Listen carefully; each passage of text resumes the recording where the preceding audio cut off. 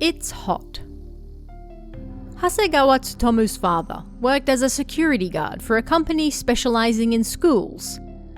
He left home every evening and went to his designated school. It wasn't always the same school though. One year, it was decided he would go to P Elementary School in Fukagawa, Tokyo, starting from January. It was a roughly 15-minute bike ride from Tsutomu-kun's house, on the other side of Kei River, so his father was very happy. He always screamed having to take the busy train to work. About a month after he started there, a colleague asked him a question.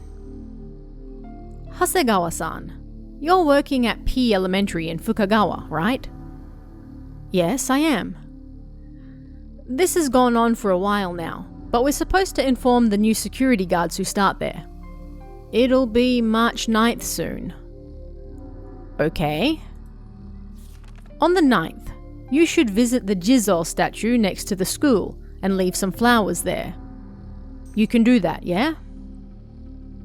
There seemed to be some hidden meaning behind those words, but then he left for his own job. Tsutomu-kun's father was curious, but he then set off for P Elementary School as well. Even though he worked at an elementary school now, it was easier than the schools he worked at before. Once the students, teachers and staff went home, and he checked the gates and windows were all closed, then all he had to do was set the security machines and they did the rest for him. After patrolling the school grounds and building, his father could even take a nap shortly after midnight. When March 9th arrived, he had completely forgotten what his colleague had told him. He left home at the usual time, arrived at P Elementary School, and set about his work. He checked that all the gates and windows were closed, patrolled the school grounds and building twice, and then set the machine. It was shortly after midnight. He decided to go to the toilet before having a quick nap, but when he got there, he was shocked. He could hear someone's voice. No, not just one person, but several. He could hear a child's voice amongst the adults. "Mom, it's hot." "Oh, it hurts. It's hot. Help me. It's hot. It's hot. It hurts. It's hot. Water. I need water. It's hot." The voices screamed and echoed in pain. Trembling, his father almost passed out. But then he summoned up all his courage and screamed, "Who's in there?" He then flung open the first door. "There's nobody here." He then opened the second, third, then all the doors. But there was nobody there. He could no longer hear the voices either. Sweat dripped down his cheek. His legs wouldn't stop shaking. "I'm a security guard. What am I so afraid of?" He desperately tried to convince himself. Next thing he knew, he found himself in front of the director's office, although he had no idea how he got there. "That's strange. The buzzer isn't going off. I should check with head office just in case though." Once he had finally calmed down, his father called his company. He wanted to check whether the security machine was working or not. Perhaps the person on the other end of the phone had also been taking a nap, as their voice sounded upset. "What time do you think it is? You're saying there were women and children there, but you only heard their voices. Are you half asleep? The machine hasn't detected anything.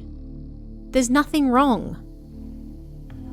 His father's hand holding the receiver shook. "So then, what were those voices?" Ghosts? It couldn't be. He didn't even have the courage to think about it anymore. I wish it was morning already. I wish it were bright. He screamed internally, unable to sleep until morning. When it suddenly got bright, he looked at the calendar on the wall in the director's office, and it hit him. On March 10th, he saw the writing for flowers and Tokyo air raids. I see. So those voices in the toilets were the ghosts of people who died in the raids. Rubbing his sleepy eyes, he opened a book in the library titled March 10th, Tokyo Air Raids. It said something like this. From 10 p.m. on March 9th, 1945, the 20th year of Showa, until morning the following day, the American forces dropped over 300 bombs, focusing on Tokyo's Shitamachi, Honjo, Fukagawa, and Asakusa areas. The bombs and firebombs dropped like rain and hail. Shitamachi immediately went up in flames, like an ocean of fire. Numerous houses, factories, and schools were burnt, and tens of thousands of people died in the fires. The people who evacuated to P Elementary School then hid in the auditorium and even jumped into the pool. Then, sheets of iron, planks, and burning pillars fell from the sky. Strong winds then blew the flames over and over to those in the pool. The people huddled together and cried, "It's hot! Help us! Mother!" They screamed as they writhed and died in pain. Some people even died while standing. At P Elementary School alone, over 300 people died in the fires. Now, there is a Jizo statue next to the school, dedicated to those who died on this day.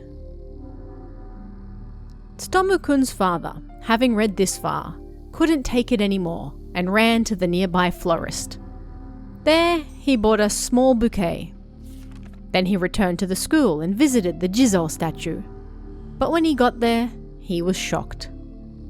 The area was already overflowing with paper cranes and flowers, and smoke from the lit incense wafted into the air.